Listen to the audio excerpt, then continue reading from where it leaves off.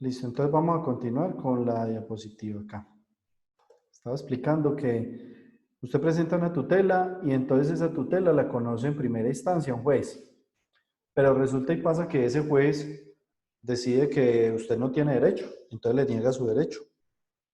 Entonces dice, no, señor, no le amparo los derechos fundamentales, no le concedo la tutela.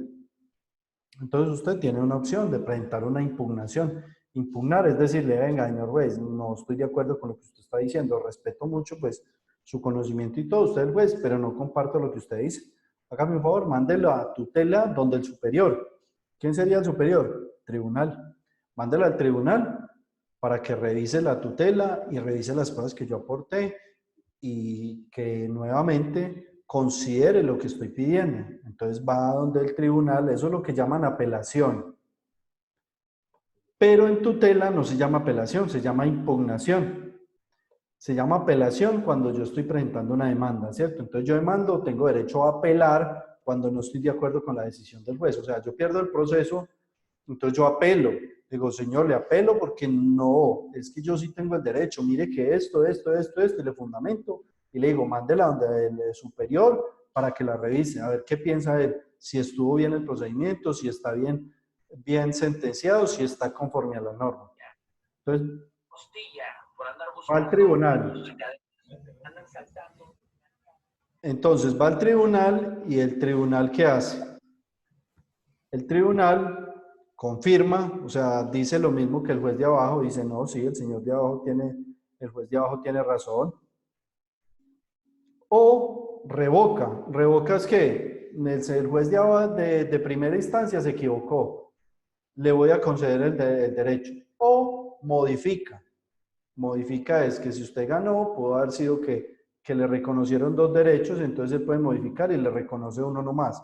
Entonces el tribunal puede confirmar, revocar o modificar la sentencia. Las tutelas quedarían ahí, pero ¿qué pasa? Resulta y pasa que la Corte Constitucional, al tener la función de velar por el cumplimiento de la Constitución política, le corresponde revisar las tutelas en última instancia. Pero esa revisión la hace ¿cómo? La Corte Constitucional no revisa todas las tutelas, ella selecciona las que considere de importancia y de trascendencia nacional. Ejemplo, empezaron a tutelar hace, digamos, más o menos que esos de tesis por ahí de 10 años. Hace 10 años empezaron a reclamar una que es muy común, la estabilidad laboral de los trabajadores. Ustedes piden un trabajador incapacitado y tutela. Entonces la Corte cuando empezaron a presentarse en esas demandas era un proceso nuevo, eso no se veía. Entonces la Corte, como era un proceso de trascendencia y que estaba en auge o que se estaba viendo ahora, revisó esas tutelas y dijo, efectivamente, se le tienen que conceder los derechos. Entonces lo que hace la Corte Constitucional es crear un precedente. El precedente es que como ellos son el órgano de cierre, o sea, son los más importantes, mire acá que por encima de los tribunales está la Corte Constitucional, entonces ellos lo que hacen es generar un precedente. Un precedente es que eso se falla así. De ahora en adelante, señores jueces, los procesos que les lleguen en ese sentido, que estén pidiendo ese derecho, me hace el favor y fallan conforme yo lo hice en esta sentencia. Entonces ahí tienen una sentencia como el marco y los jueces se tienen que ir amarrando a esas sentencias. Por ejemplo, otras sentencias que en estos días se dieron mucho los derechos, la adopción de niños por parejas del mismo sexo. Empezaron a tutelar la comunidad gay y las lesbianas, la comunidad LGBTI. Empezaron a tutelar que ellos consideraban que se le estaba violentando el derecho a la igualdad. ¿Por qué? Porque no se le estaba permitiendo la adopción de niños que por ser gays o por ser lesbianas y empezaron a presentar tutelas. Como la Corte Constitucional no había llegado a tener un proceso de esos, o sea, apenas se dio en estos días, en estos días no, eso fue hace como 3 años que empezaron a presentar tutelas. Entonces, ¿qué hace la Corte Constitucional? La labor de ella es seleccionar las tutelas de trascendencia, o sea, las que tiene que decidir para generar el precedente. Entonces cogió esas tutelas y las revisó. Y dijo que, pues, que no tenían derecho, bueno, que el tema lo amarraron mucho al concepto de familia, ¿cierto? Y el tema también depende de la posición de los magistrados, si digamos son más liberales o no, conservadores, también eso tiene que ver en las decisiones de los jueces. Esa decisión se tomó por, digamos que por presión de la sociedad, porque la sociedad estaba presionando mucho y más el tema religioso de que no era posible que se le entregara un niño a parejas del mismo sexo. Entonces, digamos que la Corte no reconoció ese derecho, amparada pues en pronunciamientos y en el concepto de familia y que lo natural era un hombre y una mujer, pero digamos que eso a futuro tiene que cambiar y va a cambiar. Pero por ahora no, porque como les hablé en el principio, las normas obedecen al momento histórico de la población. Y entonces el momento histórico de nosotros es que, digamos que la población todavía está muy apegada a la religión y digamos que no vamos a cambiar eso durante unos años. O a la religión no, o a las costumbres también tienen que ver mucho. ¿Vamos claros? Sí, profe. Sí, señor. Bueno, está bien. Listo. Esas son las funciones de la Corte Constitucional. Estas de acá.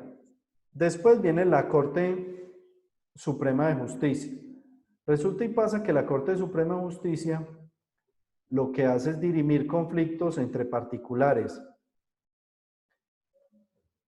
Y acá es donde vienen las ramas del derecho. La sala laboral, la sala civil, la sala familia, sala penal y sala comercial.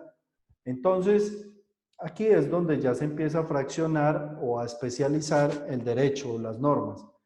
Si usted tiene un problema con su empleador, entonces la Corte Suprema de Justicia va a dirimir ese conflicto porque es entre particulares y lo va a hacer a través de la sala laboral.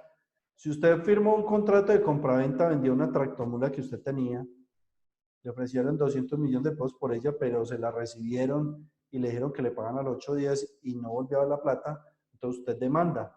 Y la Corte Suprema de Justicia, como es un negocio entre particulares, pues a través de la sala civil va a resolver el asunto. Dirimir es que es actuar como un árbitro, o sea, generar un fallo de la persona que tenga el derecho. Si usted, por ejemplo, tiene un hijo y usted no le ha dado alimentos durante muchos años y usted tenía un acuerdo en una comisaría que usted le debía reconocer 500.000 pesos de alimentos mensuales y usted jamás le volvió a dar un peso al joven o al menor, entonces la mamá del niño lo va a demandar o el niño a través de su madre, que es la representante, siendo ello el caso, lo demanda ante la sala civil, o sea, el negocio en última instancia, porque iniciarían acá abajo y lo que les hablé ahorita de las apelaciones va subiendo, sala al tribunal y por última, en última instancia a la Corte Suprema de Justicia. Lo mismo pasa en lo penal. Si usted tiene un problema penal, accidentó a una persona en el vehículo o cualquier situación penal o unas lesiones personales, usted se puso a beber y le pegó a su cónyuge, eso va de una vez cárcel, está supremamente delicado el tema. Entonces, en última instancia va a conocer la Corte Suprema de Justicia porque es un conflicto entre particulares. Cuando ustedes escuchen en las noticias que la Corte Suprema de Justicia se pronunció sobre un asunto, es porque el conflicto es entre particulares, no se le olvide. Que si la Corte Suprema de Justicia dicta una sentencia es porque se dio un conflicto entre particulares. Por debajo de la Corte Suprema de Justicia, digamos que en jerarquía están los tribunales. Los tribunales son de orden departamental. Entonces funcionan también por salas, pero se llama Tribunal Superior del Distrito Judicial entonces del Departamento de Risaralda, Tribunal Superior del Distrito Judicial del Valle, aquí dice Valla, pero ya dice Valle, Tribunal Superior del Distrito Superior de Antioquia y así en todos los departamentos. Entonces en los departamentos hay tribunales y funcionan por sala, sala laboral, y en cada sala laboral hay determinado número de magistrados. Entonces los magistrados son los que deciden los asuntos. Ya les dije cómo funciona la sala laboral, la sala civil, dependiendo del conflicto que se presente. Pero resulta y pasa que a nivel municipal están los jueces civiles municipales. Entonces, digamos que usted tuvo un problema, digamos su empleador no le pagó la prima de servicios o nunca le consignó la cesantía. Usted viene y lo demanda. La demanda, la primer demandita empieza acá, abajo, en un juzgado civil del circuito o municipal. Esa demanda sería un juez laboral del circuito, laboral, de especialidad laboral, porque es un conflicto entre empleador y trabajador, entonces es un problema laboral. Entonces va a ser un juez laboral. Cuando él dicte una sentencia, ese juez va a decir, el señor no tiene derecho porque no trabajó allá. Entonces usted venga, ¿cómo así? El juez, ¿cómo va a decir eso? Y les doy el ejemplo porque así salen sentencias, amigos, no se asusten que no es un ejemplo raro. Entonces usted dice, venga, ¿cómo así? No, ¿y el juez en qué estaba pensando? Es que yo le aporté el contrato de trabajo, ¿cómo que yo no trabajo allá? Entonces usted le dice, no, señor juez, me da una pena con usted, el abogado. Obviamente esas demandas son por intermedio de apoderado. O sea, un abogado. Entonces usted, el abogado, pasa la apelación y le va a decir, señor juez, no estoy de acuerdo con su decisión. Usted no tuvo en cuenta todas las pruebas que se aportaron en la demanda. En la demanda se aportó una prueba que decía contrato de trabajo suscrito entre la empresa Postobón y el suscrito. Por consiguiente, no comparto la decisión en el sentido de que usted dice que el señor no trabajó en la empresa.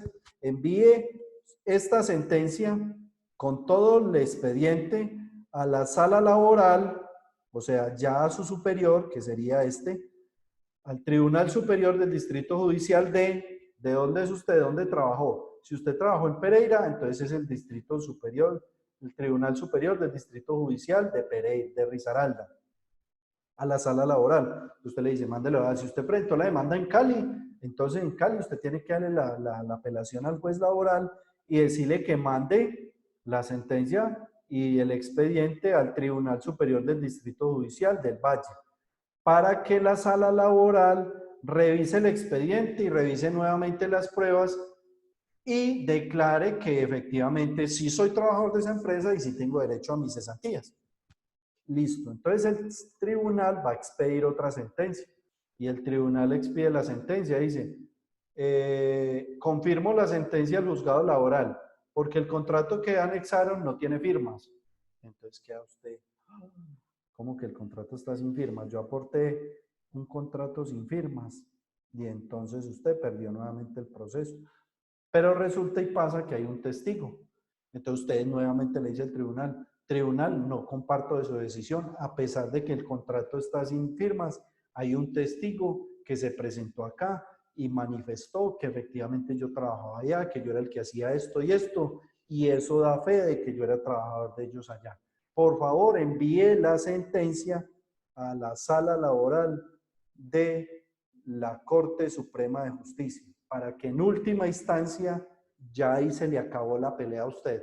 Ustedes ya han visto el tema de Agroingreso Seguro,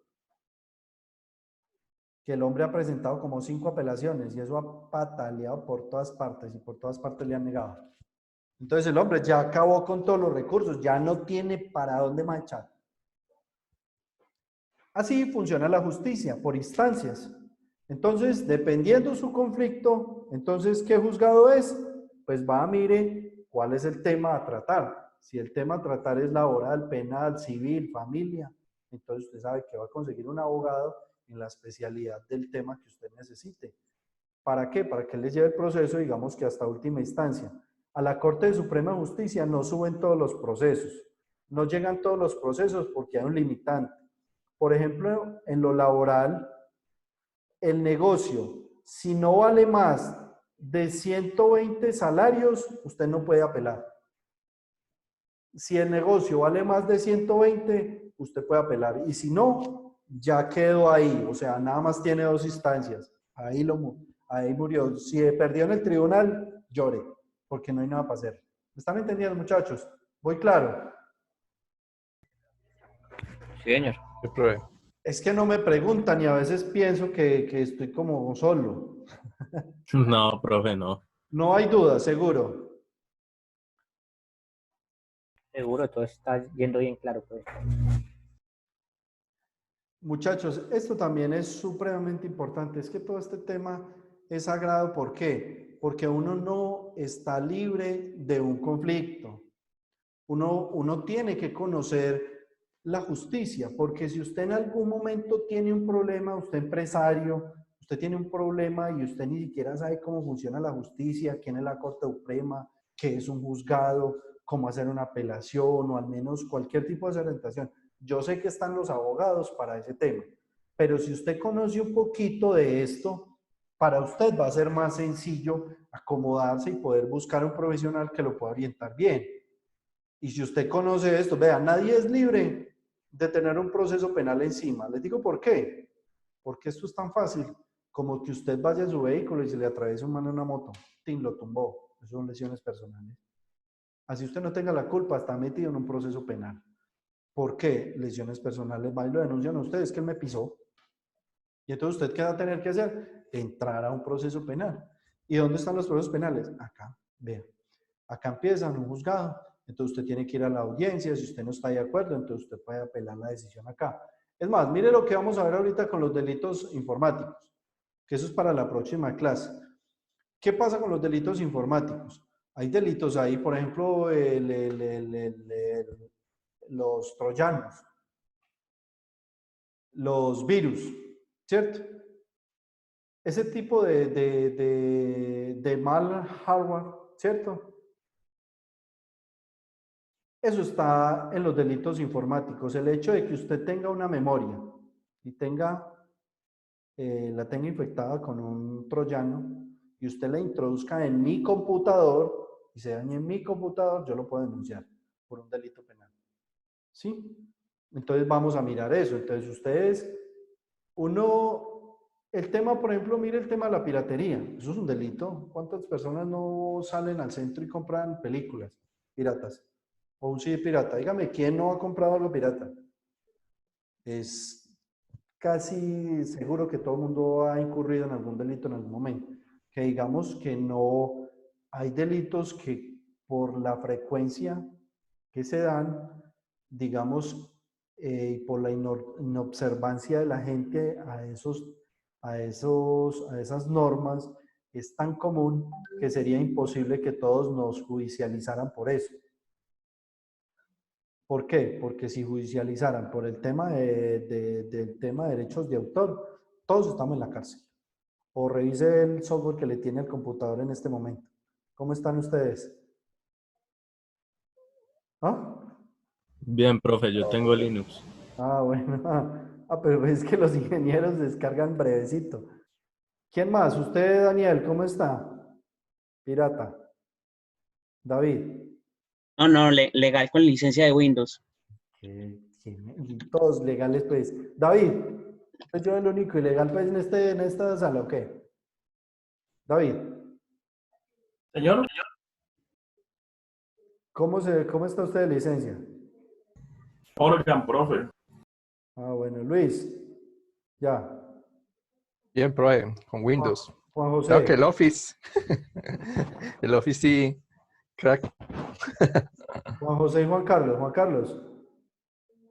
Bien, profe. Bien, no. Con lo del Windows 10, pero el Office sí lo tengo es falta craquearlo. Ah, bueno, mire que hay situaciones que por la forma como se están dando, digamos que en Colombia, ¿cómo hace uno pues para garantizar eso si un software vale toda la plata que usted quiera? La licencia. Si vea, le digo algo, no tienen un computadorcito las personas para estudiar. ¿Se imagina donde tuvieran que licenciar eso? Prácticamente estaríamos atrasados para 20.000 años. Si el Estado se pusiera a exigir la licencia de todo eso, ¿sí o no? ¿O qué piensa? Sí, profe, Sí, claro, profe. porque una licencia eso cuesta un ojo en la cara. Es Que uno muy pues el sistema operativo lo descarga de cualquier parte, pero la licencia, eso cuesta un ojo. Sí, es bien complejo el tema. Entonces, digamos que ahí, mire que fácilmente uno puede incurrir en un delito. Y entonces el tema de la justicia uno lo tiene que tener claro, porque uno no sabe cuándo le toca. No, no les estoy diciendo que todos seamos delincuentes, pero hay normas que son muy severas y digamos que penalizan conductas que son muy comunes en la población, que son muy comunes. Entonces hay que ponerle mucho cuidado a ese tema. ¿Listo? Vamos a seguir entonces con el Consejo de Estado. Resulta y pasa que mire que la Corte Constitucional vigila el cumplimiento de la Constitución. La Corte Suprema de Justicia dirime los conflictos entre personas particulares. Y el Consejo de Estado ya dirime los conflictos que tienen los ciudadanos con el Estado. Entonces ahí vamos montando como todo el paquete para administrar justicia y abarcar, digamos, que todos los ciudadanos y todos los conflictos que se puedan dar.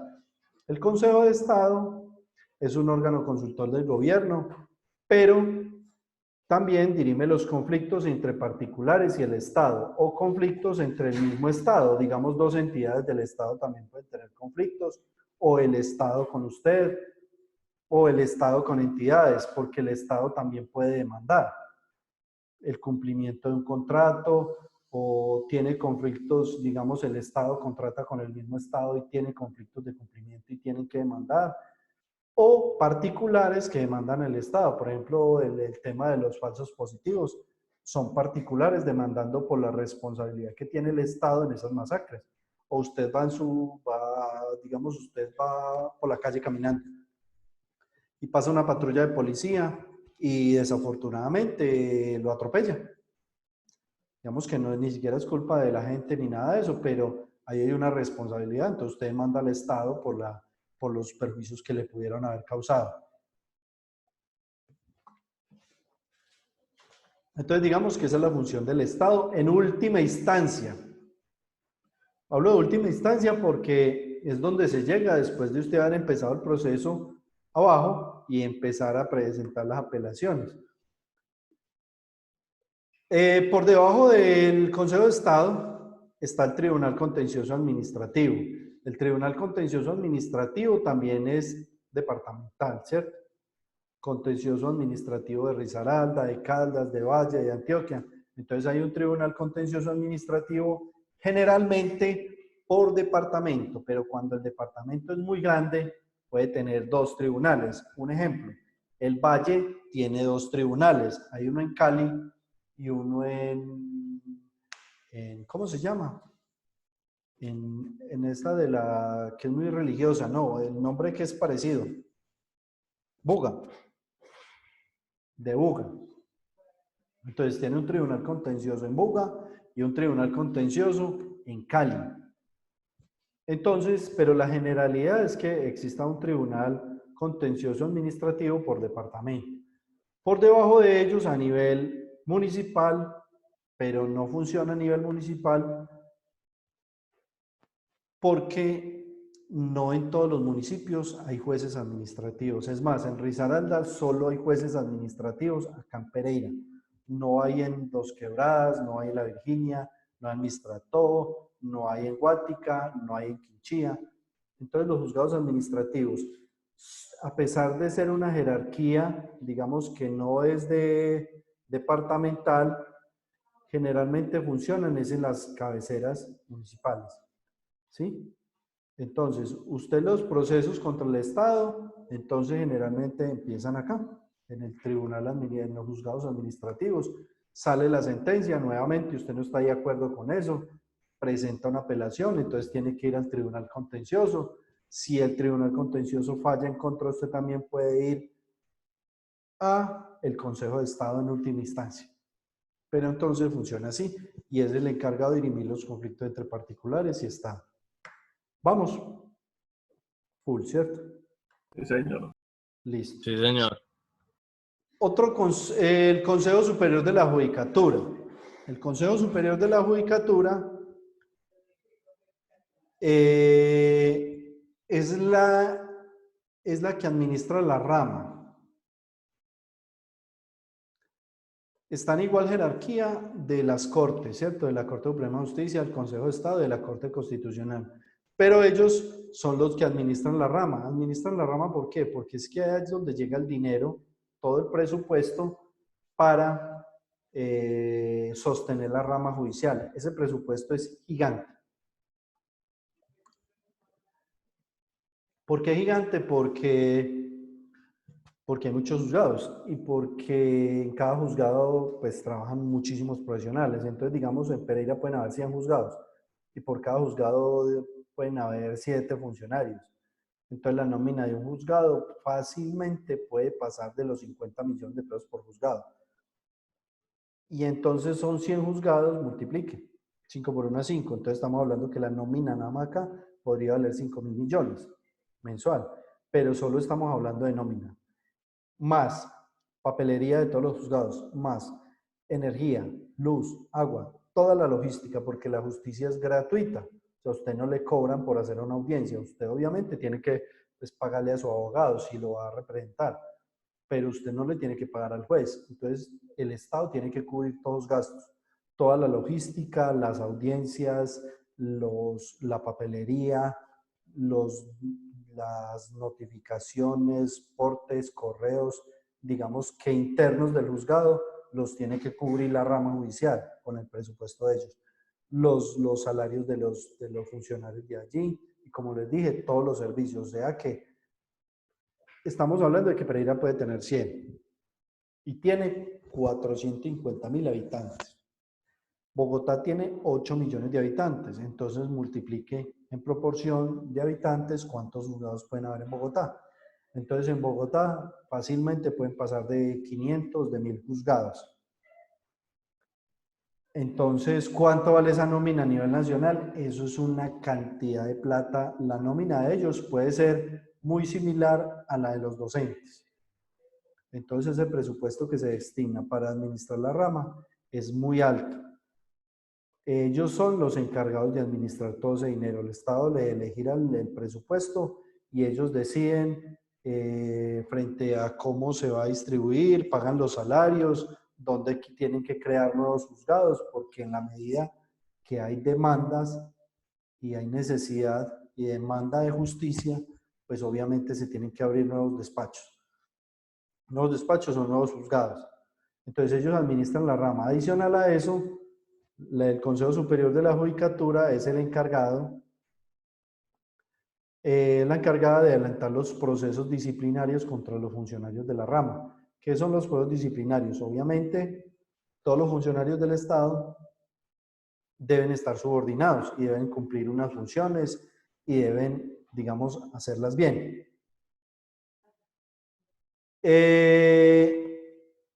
Si algún funcionario empieza a llegar ebrio o no hace las cosas bien o no hace su trabajo, pues entonces el Consejo Superior de la Judicatura le va a adelantar un proceso disciplinario para destituirlo.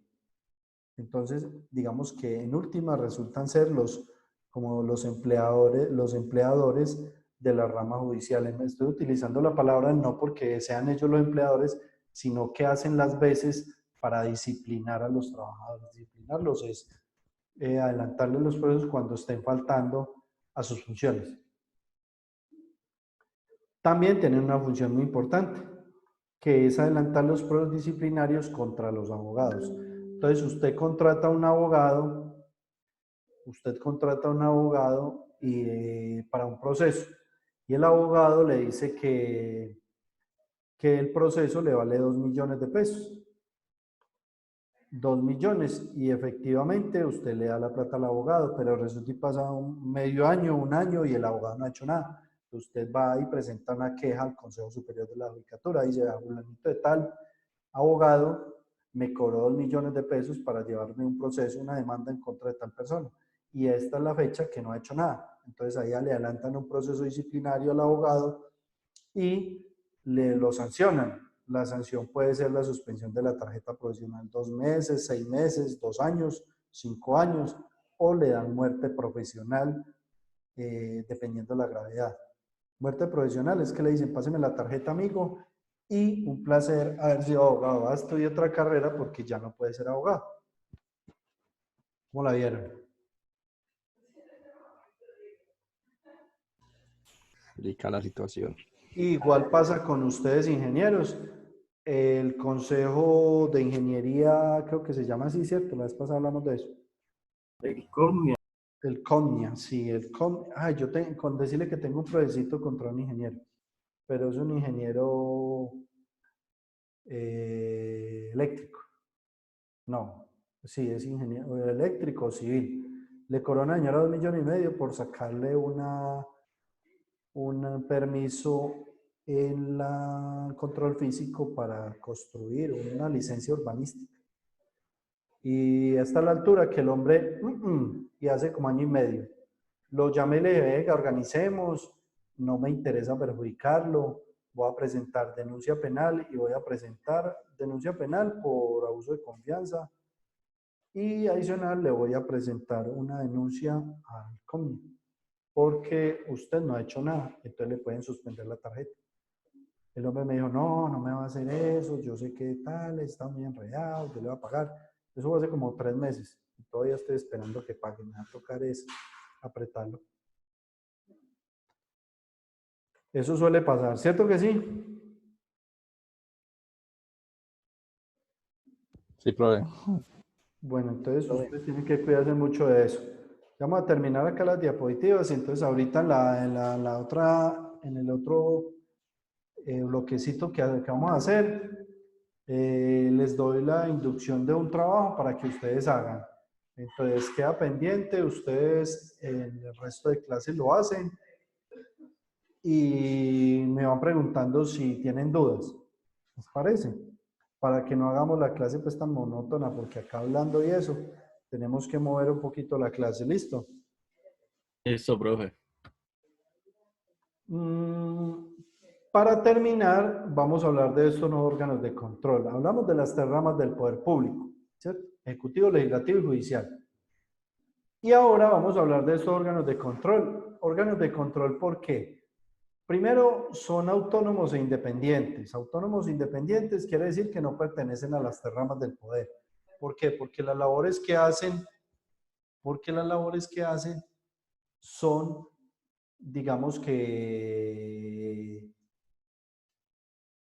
son de tanta trascendencia que tienen que ver con las 3 ramas del poder público. Entonces, si pertenecieran a las 3 ramas, no habría independencia frente a las labores que puedan ejecutar. Entonces, esas entidades son, por ejemplo, la Procuraduría General de la Nación. ¿Qué hace la Procuraduría? La Procuraduría es la entidad que disciplina, o sea, que adelanta los procesos disciplinarios, y es muy importante que ustedes lo sepan, adelanta los procesos disciplinarios contra los funcionarios del Estado, excepto algunos que tienen su propia órgano que los disciplina. Por ejemplo, los funcionarios de la rama tienen el Consejo Superior, pero la mayoría de funcionarios del Estado los disciplina la Procuraduría. ¿Se acuerdan que a Petro la Procuraduría lo iba a destituir? Y la Procuraduría destituyó a Piedad Córdoba. ¿Qué pasa? Usted como funcionario público lo pueden denunciar. Es que yo estuve en la Secretaría de Educación y esa señora me atendió muy mal, a los madrazos, como dicen vulgarmente, me arrió la madre. Yo necesito que adelanten un proceso disciplinario contra esa señora, porque es una funcionaria y ella no puede actuar de esa manera. Entonces te presenta la queja a la Procuraduría y la Procuraduría investiga, y si efectivamente se da cuenta que la señora lo trató a usted de esa manera, pues entonces la va a sancionar. Entonces todo lo que hagan los funcionarios públicos, usted se puede quejar ante la Procuraduría. El tema de los policías, por ejemplo, cuando un policía se extralimita en sus funciones, le pega a un ciudadano, entonces usted puede presentar la queja ante la Procuraduría. Ellos hacen la investigación, la respectiva investigación, y determinan si el funcionario está incumpliendo con su deber como funcionario público y lo sancionan. Hoy lo pueden destituir. Esa es la función de la Procuraduría. Importante que ustedes la sepan. ¿Por qué? Porque así ustedes se pueden defender en cualquier momento de un ciudadano, de un funcionario público que no esté haciendo la labor, que sea grosero con ustedes, que se extralimite o que omita realizar sus funciones. Es muy importante, omisión o extralimitación. Omitir es que el funcionario tiene que hacer algo y deja de hacerlo. Y extralimitarse es que tiene unas funciones, pero se toma otras atribuciones que no le corresponden, o sea, va mucho más allá. Ejemplo, se las voy a dar con uno de los más comunes, que son los que tienen más problemas. Un agente de policía se extralimita cuando usted lo golpea. ¿Qué tiene que hacer el agente de policía? Llamar más compañeros y entre todos someterlo y llevarlo a la estación de policía. Pero no entre todos llegar y darle una muenda a usted y dejarlo listo. No, eso es extralimitación. Omisión, el policía que lo captura a usted con droga y le dice, no, amigo, hágale, oye, no pago nada. No lo captura. Está omitiendo realizar su deber legal. Y la otra era la extralimitación. Entonces los funcionarios públicos son responsables por esas dos, omisión o extralimitación. Usted los puede denunciar en cualquier momento. Omisión o extralimitación. ¿Vamos bien? Sí, señor, vamos bien. Listo. La Defensoría del Pueblo. La Defensoría del Pueblo, como su nombre lo indica,